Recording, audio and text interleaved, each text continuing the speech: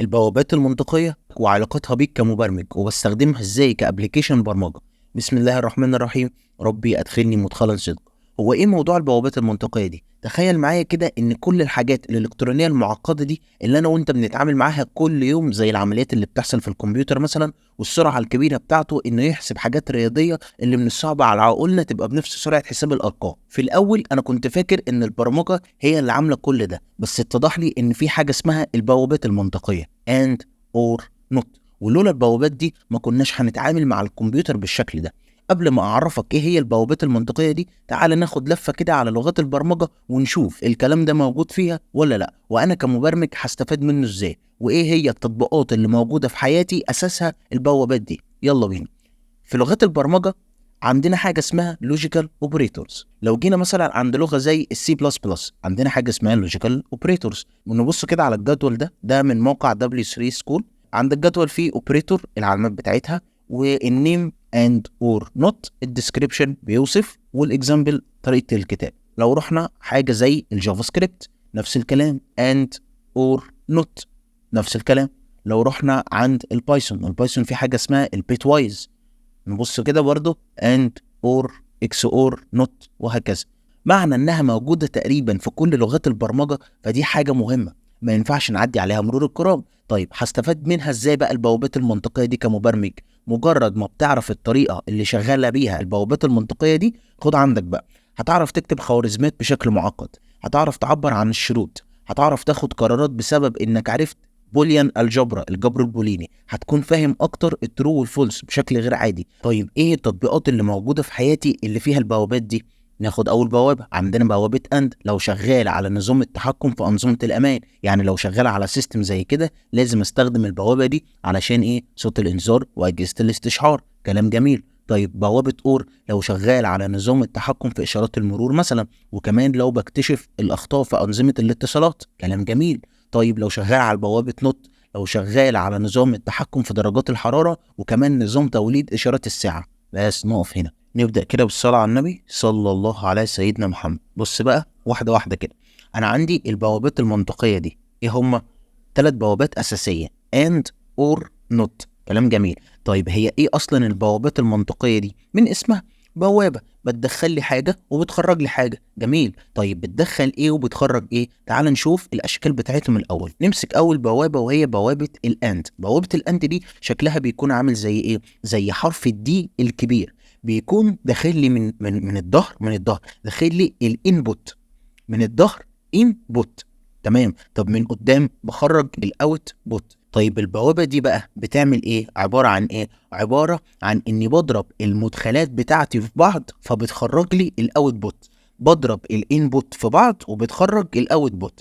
يعني لو جينا عملنا معادلة هتساوي كده الاي في البي هتساوي السي. تعال بقى نشوف الكلام ده على جدول الحقيقة واحدة واحدة. هو ايه جدول الحقيقة ده اصلا؟ انا عرفت ان جدول الحقيقة ده بيخليني اعرف عدد الاحتمالات اللي ممكن تطلع من العملية دي. طب تعال نشوف الكلام ده في ارض الواقع احسن. يلا بينا واحدة واحدة كده.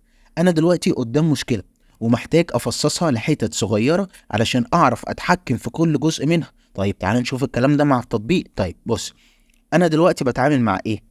مع الصفر والواحد. ايه الصفر والواحد ده؟ يعني النظام الثنائي. حلو قوي. والناس اللي مذاكره معايا النظام الثنائي ان الاساس بتاع النظام الثنائي كام؟ 2. يبقى هكتب هنا 2. جميل. طيب الاتنين دي بتاعت ايه؟ بتاعت الصفر والواحد. حلو. وفوق الاتنين هحط الأس. الأس ده بتاع ايه؟ الأس ده معناه عدد المدخلات. يعني بكتب في الأس ده عدد المدخلات. تعال نشوف واحدة واحدة. أنا عندي كام مدخل؟ ال A وال B يعني كام؟ يعني 2. طيب 2 أس 2 هتساوي 4. تعال نشوف كده في الجدول عدد الاحتمالات. 1 2 3 4. والله مظبوط، أنا مش كده صح. حلو أوي. ما احنا اتفقنا انا دلوقتي قدام مني مشكله، والمشكله دي بحاول اجزئها لحتت صغيره علشان اعرف اتعامل مع كل جزء فيها. جميل. طيب الاربعه دي يا معلم بقى قسمها لي لحتتين، هتبقى كام؟ 2 و2. يعني ايه 2 و2؟ يعني 0 و0 و1 و1. تعال نبص كده على الايه. 0 0 1 1. انا ماشي صح. جميل. طيب الاتنين دي مشكله عايز اقسمها برضو، هقسمها لي هتبقى 0 1 0 1. تعالى كده نبص على البي. 0 1 0 1. جميل قوي. انا كده ماشي تمام وزي الفل. واحده واحده بقى. انا عايز اعمل ايه دلوقتي؟ عايز اجيب السي، عايز اجيب الاوتبوت. ايه المعادله بتاعت الاند؟ الاي في البي هتدينا السي، عدد المدخلات بضربهم في بعض علشان تخرج لي الاوتبوت. يبقى تعالى نضرب الصفر بصفر بصفر، الصفر في واحد بصفر، الواحد في صفر بصفر، الواحد في واحد بواحد. بس اديك يا معلم عرفت بوابه الاند. البوابه التانية بوابه اور، ودي بوابه حلوه قوي، زيها زي اند بالظبط. بتعمل ايه؟ بتاخد برضو من الظهر انبوت وبتخرج اوتبوت. طيب شكلها عامل ازاي؟ شكلها كلها كيرفات، من الظهر كيرف، ومن تحت كيرف، ومن فوق كيرف. جميل قوي. طيب المعادله بتاعتها ايه؟ المعادله بتاعتها انا هنا بجمع عدد المدخلات. فاكر في الاند كنت بضرب عدد المدخلات؟ لا، في الاور بقى بجمع عدد المدخلات. يعني ايه؟ لو كتبت المعادله بتاعتها الاي زائد البي هتدينا السي. طيب عايزين نشوف جدول الحقيقه اللي هو التروث تيبل. طب تعالى نشوف واحده واحده كده. احنا بنتعامل مع اصفار وحيد. يعني ايه اصفار وحيد؟ يعني النظام الثنائي. طب النظام الثنائي ده الاساس بتاعه كام؟ الاساس بتاعه 2. حلو قوي، هنحط 2 اهو. انا عندي كم مدخل؟ عندي 2 مدخلين، عشان عايز اجيب عدد الاحتمالات. ها ماشي، انا عندي 2 مدخل. حلو قوي، اللي هو الاي والبي. 2 اس 2 هتدينا 4. الاربعه دي انا عندي مشكله، عايز اقسمها لحتت صغيره. يبقى هقسم 2 و2. ايه الاتنين ايه 2 و2؟ يعني صفر وصفر وواحد وواحد. تعال نشوف في الجدول، والله صفر وصفر وواحد وواحد. جميل. بعدين عايز اعمل ايه؟ عايز اخد الاتنين دي اقسمها برضو حتتين، هتبقى صفر وواحد صفر وواحد. تعال نشوف في البي كده، صفر وواحد صفر وواحد. حلو قوي. هعمل ايه بقى؟ عايز اجيب عدد الاحتمالات، عايز اجيب الاوتبوت. يلا بينا. المعادله بتاعتي الاي زائد البي هتساوي السي. صفر زائد صفر بصفر، الصفر زائد واحد بواحد، الواحد زائد صفر بواحد، الواحد زائد واحد بواحد. انت ما بتجمعش جمع فعلي، الله يرضى عنك. لا، عشان انت هنا بتتعامل مع الكهرباء، بتتعامل مع موجب وسالب.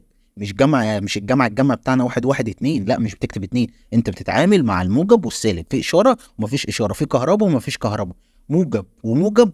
موجب خلاص، مش موجب وموجب، فاكيد مش سالب، يعني موجب وموجب موجب. بس ادي بوابه الاور، سهله وجميله وما فيهاش اي مشاكل. عندي بوابه النوت، بوابه جميله قوي. دي بوابه النفي. يعني ايه بوابه النفي؟ بتاخد المدخلات وبتعكسها. طيب تعال نشوف الرسمه بتاعتها الاول. رسمه المثلث، بعمل مثلث كده وبدخل من ورا مدخل واحد بس، انبوت واحد بس، مش اتنين، انبوت واحد بس، وبتخرج لي برضو اوت واحد بس. طيب واحده واحده بقى.